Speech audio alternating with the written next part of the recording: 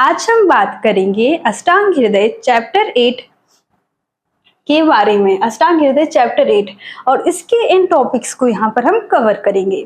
तो सबसे पहले है आहार मात्रा का वर्णन, मतलब हमें कितनी मात्रा में आहार लेना चाहिए। तो सबसे पहला श्लोक रहेगा यहाँ पर, मात्रासी सर्वकालम, मात्रासी सर्वकालम मतलब हमें सभी काल सभी समय मात्रा के अनुसार आहार करना चाहिए। श्यान मात्रा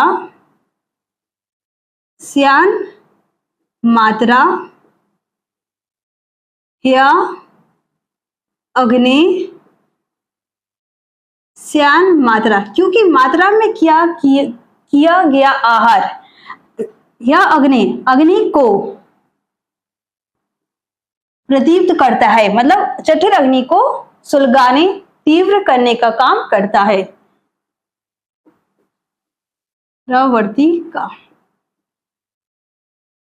यही होगा यहाँ पर, मात्रा से सर्वकालम श्यान मात्रा या अग्नि प्रवर्ती का। फिर मात्रा का निर्धारण, मतलब कितनी मात्रा में आहार करना, इसका निर्धारण हमें द्रव्य को देखकर करना चाहिए। द्रव्याण अपेक्षन्ते, द्रव्य को देखकर हमें मात्रा का निर्धारण करना चाहिए कि जो हम आहार ले रहे हैं वो गुरु मतलब भारी आहार है या हल्का आहार है। तो गुरुण्यपि भारी आहार है या लघुन्यपि हल्का आहार है।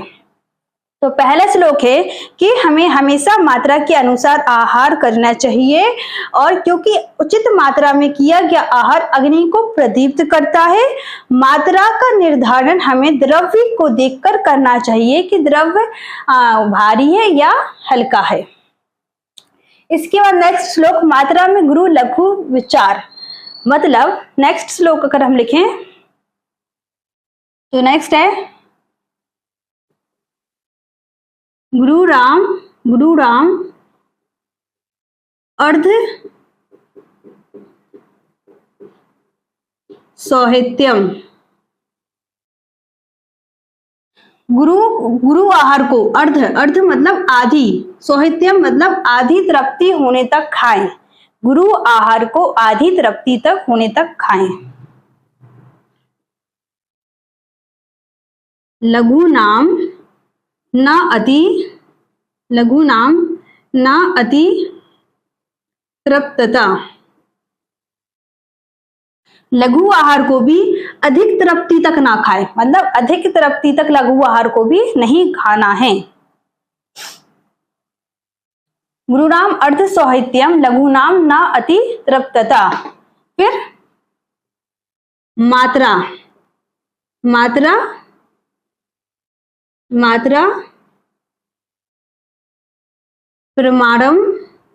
प्रमाणम उचित मात्रा वही निर्दिष्ट की गई है। मात्रा प्रमाणम निर्दिष्टम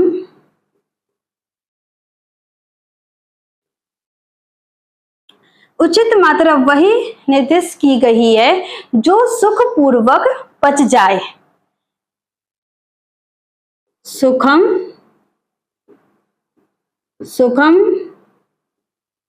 यावत मतलब वहां सुखपूर्वक वहां पच जाए। यावत ये वी में मात्रा है, यावत जीर्यति सुखद पूर्वक, मात्रा प्रमाणम निर्दिष्टम सुखम यावत जीर्यति। तो इसमें नेक्स्ट में बताया है कि जो हमें गुरु आहार है वो हमें आधी तृप्ति तक खाना चाहिए, लघु आहार को भी हमें अधिक तृप्ति तक नहीं खाना चाहिए। वास्तव में उचित मात्रा वही है जो सुखपूर्वक पच जाए। सुखपूर्वक सुखम यावद भी जीर्यति पच जाए। नेक्स्ट, अब अगर हम कम का आहार खा रहे हैं, ही कम मात्रा में आहार खा रहे हैं, तो उससे भी हानि है। क्या हानि है? तो देखते हैं, भोजनम भोजनम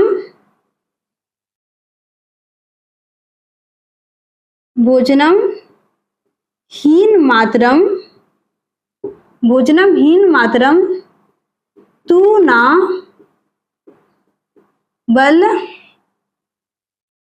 बल उपचय तू ना बल उपचय। अगर हम कम मात्रा में आहार कर रहे हैं तो उससे बल उपचय नहीं होगा। बल मतलब बल नहीं बढ़ेगा उससे, और उपचय मतलब शरीर की पुष्टि नहीं होगी।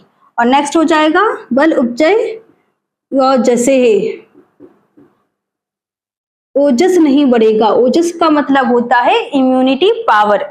अगर हम कम मात्रा में खाना खा रहे हैं तो उससे ना तो बल बढ़ेगा, ना ही शरीर की पुष्टि होगी, ना ही इम्यूनिटी पावर बढ़ेगा। भोजनम हीन मात्रम तू ना बल उपचय योजसे। और अगर हम कम मात्रा में आहार कर रहे हैं तो हमें सभी प्रकार के वात वाले रोग होंगे।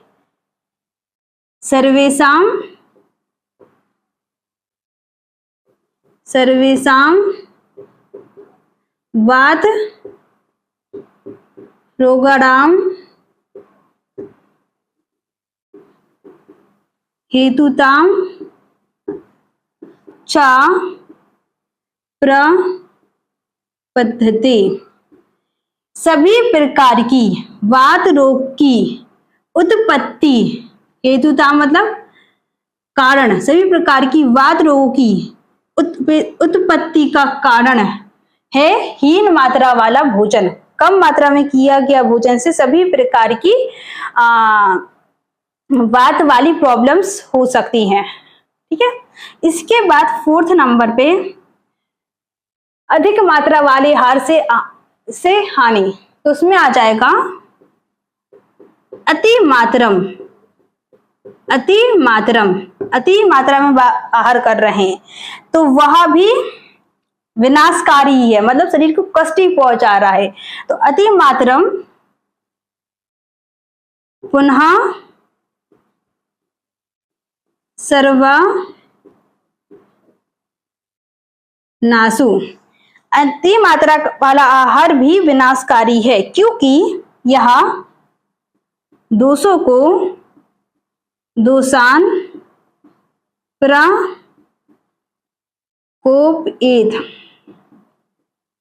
क्योंकि यह दोषों को प्रकोपित कर देता है, मतलब सभी प्रकार के वात पित्त कफ आदि दोषों को यह बढ़ा देता है। तो अति मात्रा वाला आहार भी विनाशकारी ही है।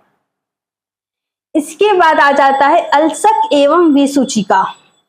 मतलब अब हम यहां समझने वाले हैं कि अलसक क्या होता है और विसूचिका क्या होता है। ठीक है, इसके आगे भी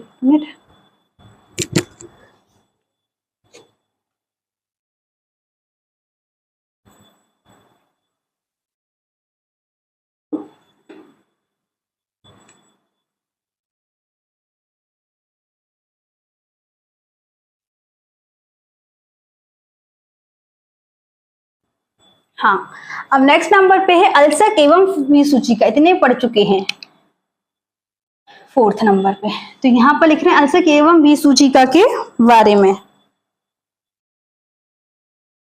पीड़माना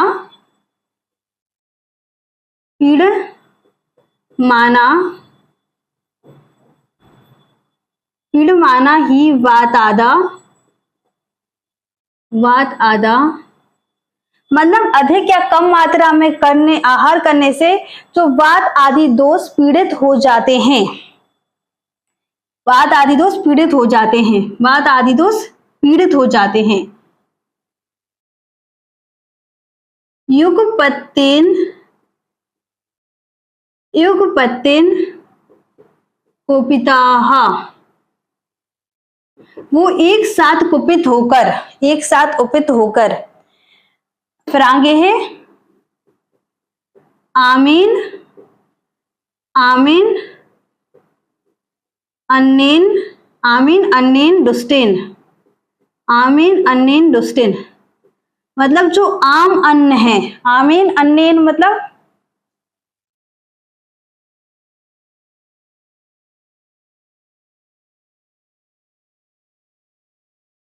आमीन अन्नेन।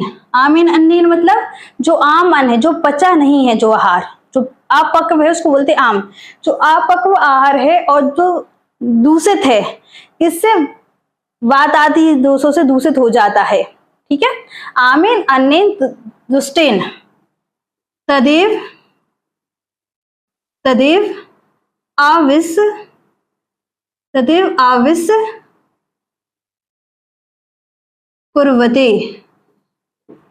पीड़ित हुए वाद आदि दोष एक साथ कुपित होकर जो आम अन्न है उसमें आम अन्न है उसको दूषित करके, आम अन्न को दूषित करके तदेव एवं उसमें मिलकर, दूषित अन्न में मिलकर वाद आदि दोष जो पीड़ित हैं वो एक साथ कुपित होते हैं, जो आम अन्न है उसको दूषित करते हैं और उसी आम अन्न में मिलकर, उसी आम अन्न में मिक्स हो जाते हैं, मिल जाते हैं।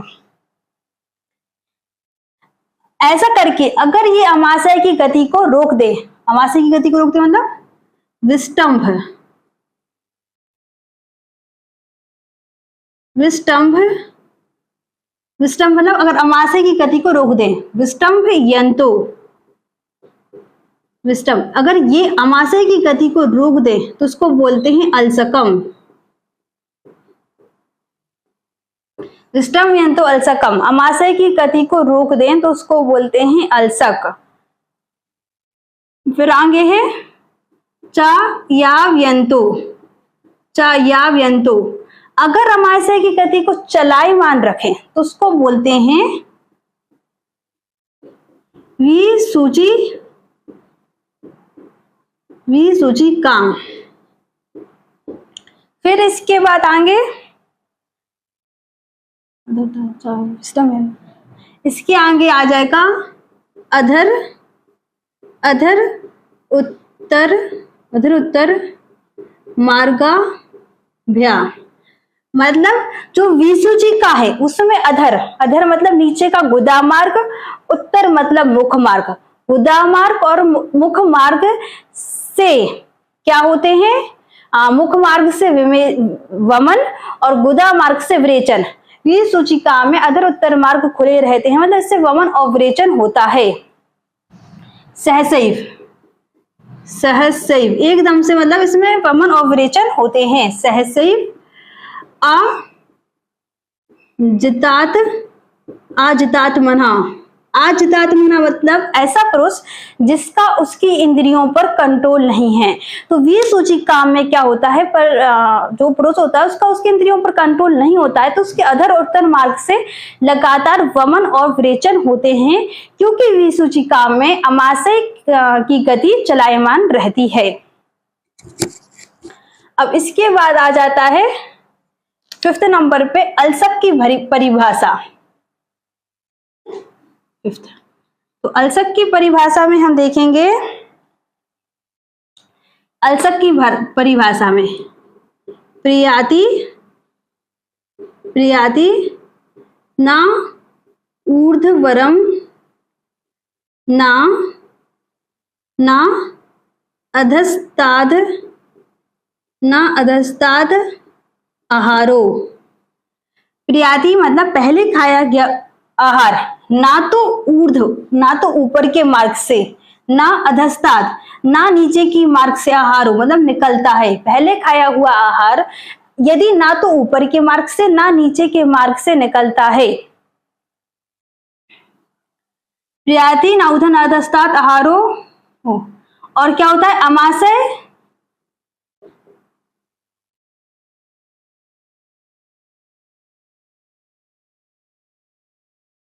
और ना ही पचता है। प्रियाति ना ऊर्ध्वरम ना अधस्ताद आहारो ना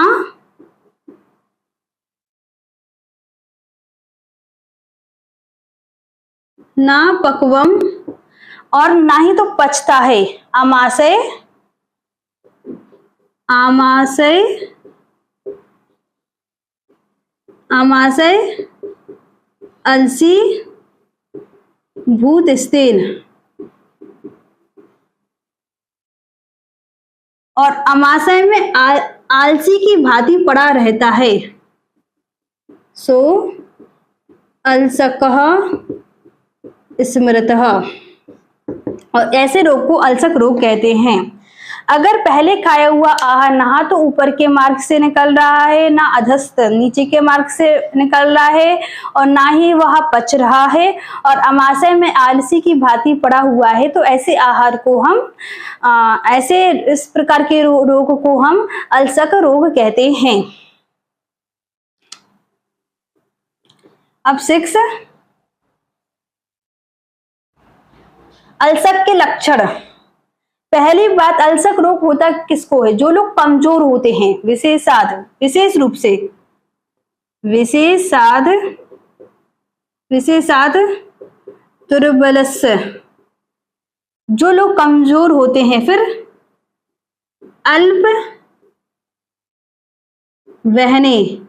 अल्प वहने मतलब जिनकी जठर अंगनी मंद होती है, अल्प वहने। फिर वेग, अल्प वहनेर वेग विधानी रहा, जो मल मूत्र अपान वायु के वेग को रोक कर रखते हैं। जो कमजोर होते हैं, जिनकी जठर अंगनी मंद होती है, जो मल मूत्र अपान वायु के वेग को रोकते हैं, उनको यह अलसक रोग होता है। विशेषा दुर्बलस अल्प वहनीर वेग विधारिणः उनको होता है। अब जो इस रोग में जो खाया गया अन्न है वो वात से पीड़ित रहता है। पीड़ितम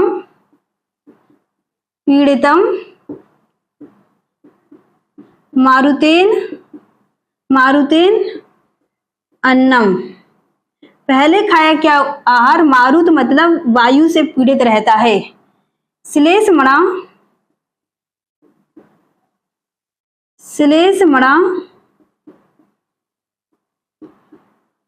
रुद्रमंत्रा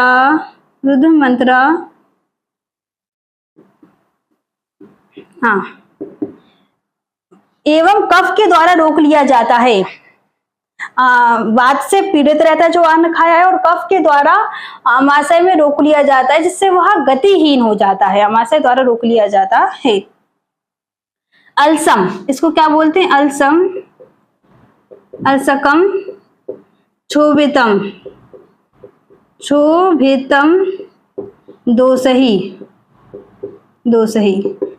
मतलब दोष के द्वारा, क्षोभित मतलब हिलाए जाने पर भी अल्सक हिलता नहीं है। वो कैसा रहता है? शल्य की भांति पड़ा रहता है। शल्यत्वे नैव मतलब शल्य की भांति स्थिर रहता है। स्थिर मतलब संस्थितम।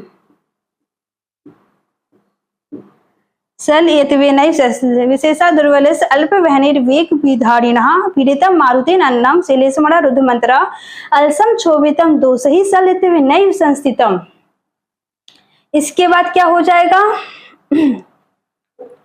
जो अलसक रोग होता है उसमें क्या होता है? मतलब ऊपर के और नीचे के मार्ग से जो अन्न है वहां नहीं निकलता है, अपक्व अन्न नहीं निकलता है। और विशेषा दुर्बलस अल्प वहनेर वेग विधारिणः पीड़ितम मारुतेन अन्नम श्लेष्मणा रुद्रमंत्रा अलसम क्षोभितम दोषै शल्यत्वे नैव संस्थितम। और तीव्रांश छर्द मतलब जो छर्द होता है वमन, तीव्रांश छर्द। फिर तीसार मतलब विरेचन, तीव्र जो छर्दी एकदम से जो छर्दी होती है मतलब वमन होता है या विरेचन होता है। तीव्रांश छर्द और तीसार वर्जितान, वो वर्जित होता है, वो वर्जित होता है। अच्छा, यहाँ पर एक और चीज है बीच में, सॉरी उसको भूल गए। यहाँ पर एक और चीज है, शूलादीन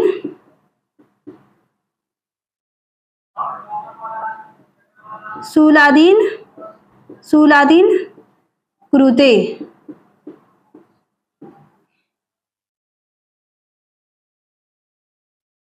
देखो वैसे ये किस किस को होता है, सबसे पहले तो हो जाएगा जो दुर्बल हैं, जिनकी जठर अग्नि मंद है, जिन्होंने मल मूत्र अपान वायु के वेग को रोक कर रखा हुआ है, उनको होता है। फिर इसमें जो खाया हुआ अन्न है वो वायु द्वारा पीड़ित रहता है, और श्लेष मतलब कफ द्वारा रोक लिया जाता है। अलसम दोष के द्वारा हिलाए जाने पर भी अलसक शल्य की भांति संस्थित मतलब स्थिर रहता है। और शूलाधीन कुरुते मतलब अगर ये अलसक रोग हुआ तो उसमें शूल होगा, शूल मतलब पेन, दर्द होगा, शूलाधीन कुरुते तीव्रांश। लेकिन इसमें जो एकदम से जो छर्द है या अतिसार है मतलब वमन विरेचन है वह वर्जित है, मतलब वमन विरेचन नहीं होते हैं। तो ये हो जाएगा हमारा अल्सक के लक्षण। अब इसके बाद आता है दंडल्सकम। दंडल्सक यहां लिखा, हाँ दंडल्सक क्या होता है? दंडल्सक रोग में क्या होता है, जो हमने आहार लिया है वह पच नहीं रहा है, ना ही तो ऊपर के मार्ग से निकल रहा है ना ही नीचे के मार्ग से निकलता है अल्सक में। तो जो अपक्व अन्न है वो दोष के साथ त्रियकवाही स्रोतों में प्रवेश कर जाता है और पूरे शरीर में फैल जाता है। और जब वह पूरे शरीर में फैल जाता है तो डंडे की भांति पूरे शरीर को क्या बोल सकते हैं, स्तंभ कर देता है, जड़ कर देता है। और ऐसे को क्या बोलते हैं, दंड अल्सक रोग बोलते हैं। और इसमें क्या होता है, ऐसे अगर दंड अल्सक रोग है तो उसकी चिकित्सा छोड़ देनी चाहिए, क्योंकि यह रोग शीघ्र मारक होता है, मतलब इसमें मृत्यु भी हो सकती है। ठीक है, तो ये है। अब इसको समझ लेते हैं। अत्यर्थ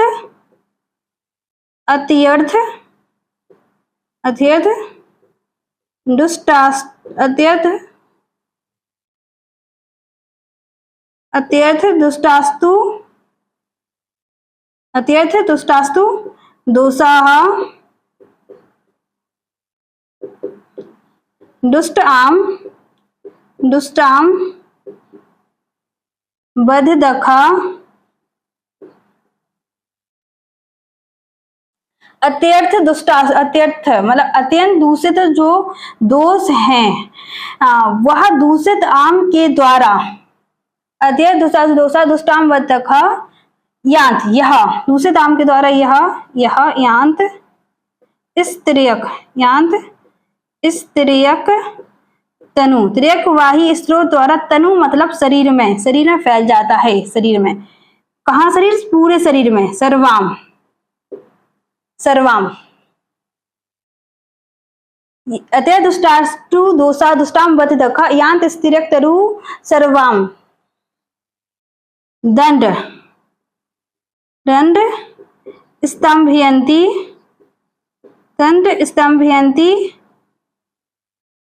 चेत, और दंड के समान जड़ बना देता है शरीर को। दंड अल्सकम, ऐसे का नाम क्या है, दंड अल्सकम। दंड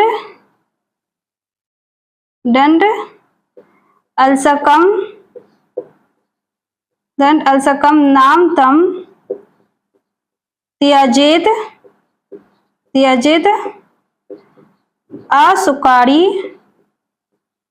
असुकारी रम। त्यजित मतलब चिकित्सा छोड़ देनी चाहिए, और असुकारी रम मतलब यह रोग शीघ्र प्रभाव दिखलाता है या फिर कहा जाए शीघ्र मारक होता है। तो ये हो गया दंड अल्सक।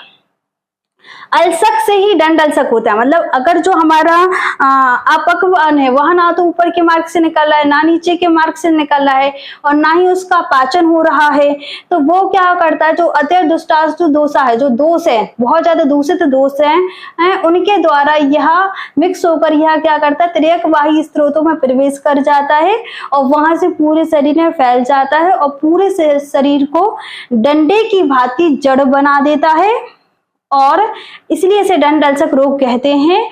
और यह रोग की चिकित्सा छोड़ देनी चाहिए, क्योंकि यह शीघ्र मारक होता है, यह अपना प्रभाव शीघ्र दिखलाता है। अब विसूचिका की परिभाषा, तो इसके आगे देखते हैं।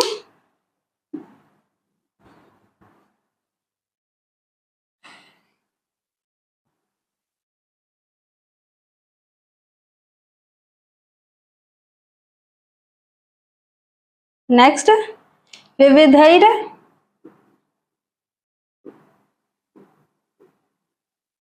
विविधैर विविधैर वेदनो वेदनो उद उद्भेदै उद्भेदैर विविध मतलब विभिन्न प्रकार की वेदना, और यहाँ से उद्भेदै उद भा में छुट्टी मतलब भेदई उद्भेदै मतलब विभिन्न वेदनाओं की उत्पत्ति।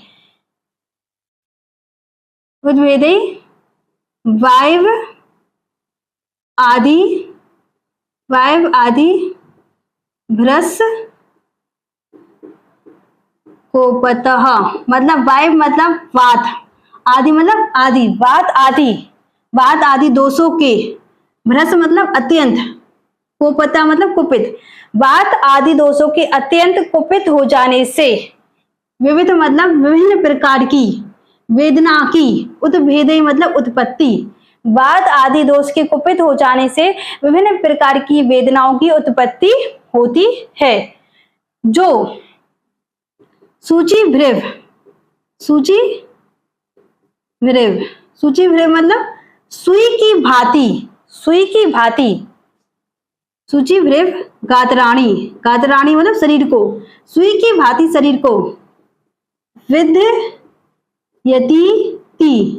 वेधती मतलब लगती रहती, सुई की भांति शरीर को वेधती रहती है। सूचीभृव गातराणी विधयती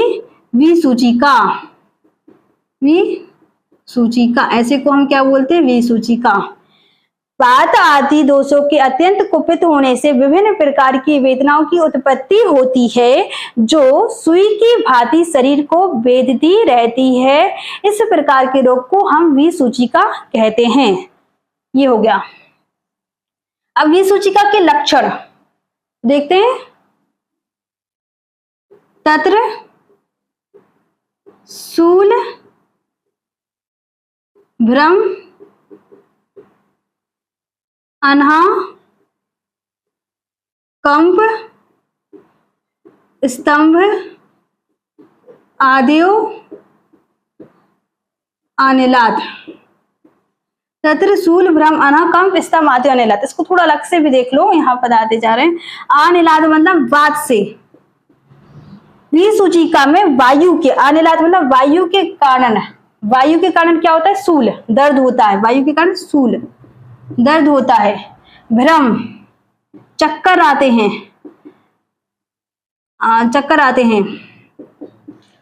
अनहा पेट में मरोड़ होती है। कंप शरीर में कप कपी होती है, कंप मतलब क्या हो जाएगा, शरीर में कप कपी होती है। स्तंभ मतलब शरीर जड़ हो जाता है। आदियो ये सब चीजें किसकी वजह से होती है, वायु की वजह से होती है। फिर पित्ताज ज्वर अतिसार, पित्ताज ज्वर अतिसार अंतर्दहा, पित्ताज ज्वर अतिसार अंतर्दहा त्रट प्रल यादिहा, मतलब अगर पित्ती की वजह से देखा जाए, पित्ती की वजह से क्या होता है, ज्वर बुखार आता है। अतिसार मतलब दस्त होते हैं, ज्वर अतिसार। अंतर्दहा मतलब पूरे शरीर में क्या होती है, जलन होती है। त्रट मतलब प्यास लगना। प्रलयादेहा मतलब अंट बंट कुछ भी बकना, कुछ भी बोलते रहना, क्योंकि होश नहीं है ना, तो उसके कारण। पित्ता ज्वर अतिसार अंतर्दहा त्रट प्रलयादेहा। फिर कफाच छर्द अंग कुरुता वाक्स अंगष्ठी बना दहे, वाक संगष्टी बना दहे। अब कफ की वजह से क्या होता है, सबसे पहले लिखा हुआ है छर्द, छर्द मतलब उल्टी वमन। फिर अंग गुरुता मतलब शरीर में भारीपन, शरीर में भारीपन। वाक्स अंगष्ठी मतलब बोलने में रुकावट, बोलने में रुकावट, बोलने में रुकावट। और वनिया बना दहे मतलब लार चूना, लार चूना। तो ये सब लक्षण हैं जो विसूचिका में होते हैं। वात की वजह से, पित्त कफ की वजह से ये सारे लक्षण होते हैं। तो यहाँ हो गए विसूचिका के लक्षण। अब आम विष क्या होता है, आम विष का वर्णन। तो देखो 3 अवस्थाएं हैं। अगर हम वृद्धसन, अध्यसन और अजीर्ण, ऐसी अवस्था में हमें आहार नहीं करना चाहिए।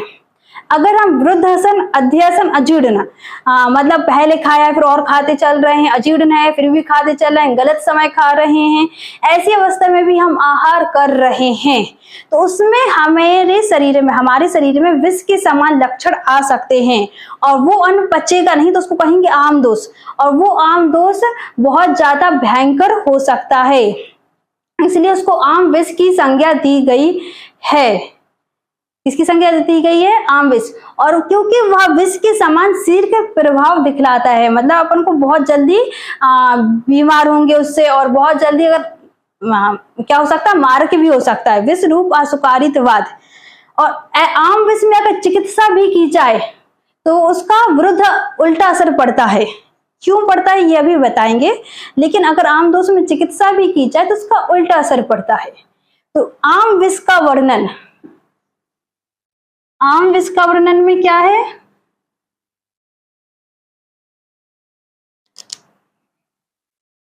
वृद्ध अध्यासन, अजीर्ण, वृद्ध अध्यासन 3 है, वृद्धसन, अध्यासन और अजीर्ण। वृद्धसन, अध्यासन और अजीर्ण, इनमें आहार कर लें। अजीर्ण सीलिनो विष लक्षणम, तो विष के समान लक्षण आते हैं। कैसे, विष के समान। और इसमें जो आम दोष होता है, क्योंकि ऐसे में जो खाना खाएंगे वो बचेगा तो नहीं, तो आम ही दोष है, तो आम दोष वो बहुत भयंकर होता है। आम दोषम महाघोरम, बहुत भयंकर होता है, इसलिए इसे किसकी संज्ञा दी गई है, विष की संज्ञा दी गई, इसलिए इसको वर्जित, इसलिए इसको इसकी विष, वर्जित विष संज्ञकम, इसलिए इसको विष की संज्ञा दी गई है, मतलब आम विष की संज्ञा दी गई है। ये विष के रूप की तरह शीघ्र प्रभाव दिखलाता है। विष रूप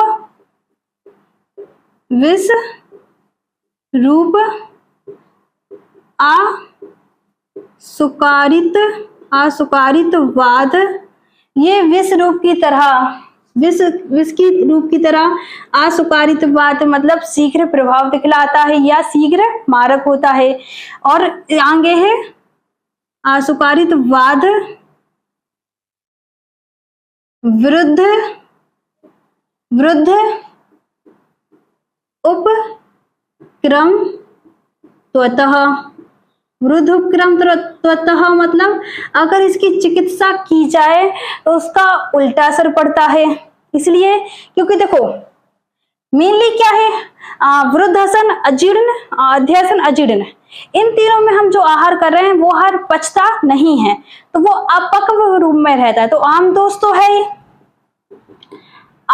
तो है, लेकिन जब आहार पच नहीं रहा है, अगर ऐसी अवस्था में आहार करते हैं तो पच नहीं रहा है, तो किसके समान लक्षण दिखलाता है हमारे शरीर में, विष की तरह। तो इसको आम विष भी कहते हैं, मतलब विष। अगर हमारे शरीर में विष चला जाए तो उसकी जो चिकित्सा करनी चाहिए वो शीत चिकित्सा करनी चाहिए। और आम दोष के हिसाब से अगर हमारे शरीर में कोई भी आहार नहीं पच रहा है, आम दोष है, तो उसका हमें कैसे उष्ण उष्ण चिकित्सा या उष्ण उपचार करना चाहिए। तो अब हमारे शरीर में आम दोष भी है और विष भी है, तो विष के हिसाब से शीत चिकित्सा करनी चाहिए और आम दोष के हिसाब से उष्ण चिकित्सा करनी चाहिए। तो हो गया उल्टा, इसलिए अगर हम इसका शीत करेंगे तो इसमें परेशानी होगी, ये करेंगे तो इसमें परेशानी होगी, इसलिए इसको बोलते हैं विरुद्ध उपक्रम ततः। ये हो जाएगा आम विष का वर्णन। अब इसके आगे से ये 2 और बचे, इसके आगे से कल करेंगे क्योंकि ये वीडियो बहुत लॉन्ग हो रहा है। तो यहां तक अपन ने पढ़ लिया है आम विष के बारे में।